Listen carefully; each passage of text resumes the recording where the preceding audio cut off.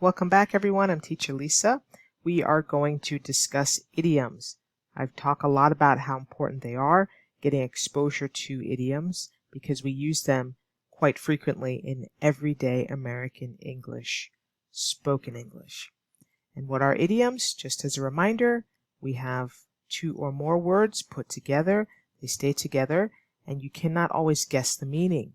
You cannot look at the individual words and know the meaning. So, for example, it's raining cats and dogs. What does that mean? Is it literally raining cats and dogs from the sky? No, it's just an expression. You can't understand the meaning from just cats and dogs, but it means to rain very heavy. So there's a lot of rain. It's raining cats and dogs. So that's an example of an idiom. And we cannot change the sequence or order of the words. It's always the same. You cannot substitute words either. So I'm going to do a reading with you, or a listening, about finding a new job. And there are 6 expressions that I'm going to use in this reading. It's not very long, but look at how many idioms I'm able to naturally use in conversation. And this is very native-like. So let's listen to it, and then we'll explain all of the idioms that you hear. Listen up. The job search can be a wild ride. You might be casting a wide net, submitting applications to many different companies. It can feel like finding a needle in a haystack, but don't get discouraged. Keep putting yourself out there, and eventually you'll land an interview. Remember, first impressions are key, so be sure to polish your resume and practice your interview skills. With a little preparation, you'll be ready to hit the ground running at your new dream job. So we had at least 6 idioms that I wanted you to pick up on in the reading. Let's look at each one. We have a definition and the pictures to help. Cast a wide net. So we have 2 pictures. The one on the left, there's someone casting a net or throwing the net out into the water. And then the picture on the right, we have an actual net. Are we talking about an actual net though? No, the idiom has nothing to do with a net, but it means to try many different things in order to find what you're looking for.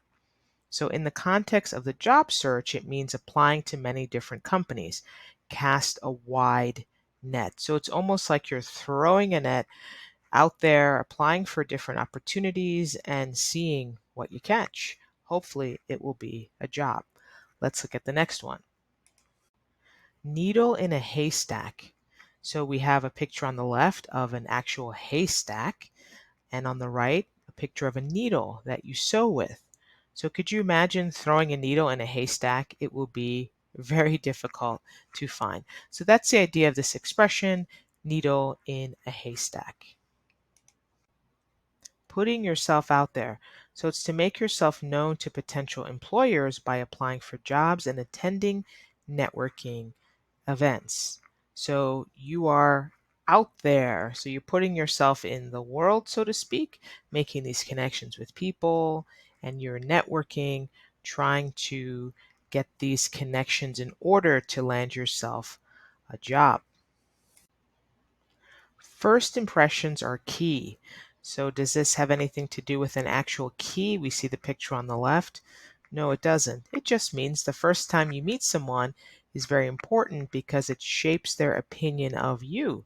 This is especially important in job interviews. So first impressions are key or vital. So actually we have other idioms that use the word key. Blah, blah, blah is key. So the idea of key meaning something very vital and important. Hit the ground running. So are we actually running? Are we hitting the ground literally? No, it has nothing to do with either one.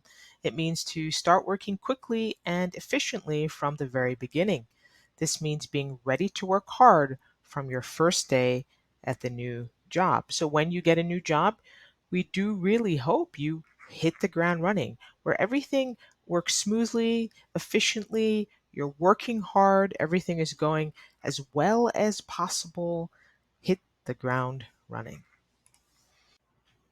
Polish your resume. So we all know what a resume is, but what about polish? Looking at the picture on the right, what is this gentleman doing? He's polishing his shoes, making them shiny, presentable. You can do the same thing with your resume.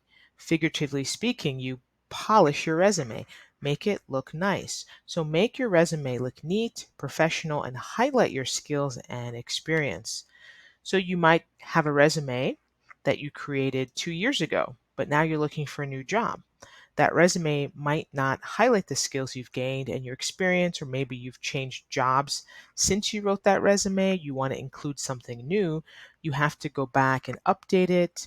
Maybe you want to change the font, take things out, include other things.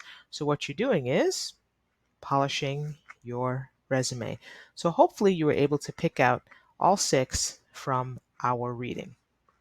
Hope you enjoyed this video. See you in the next one.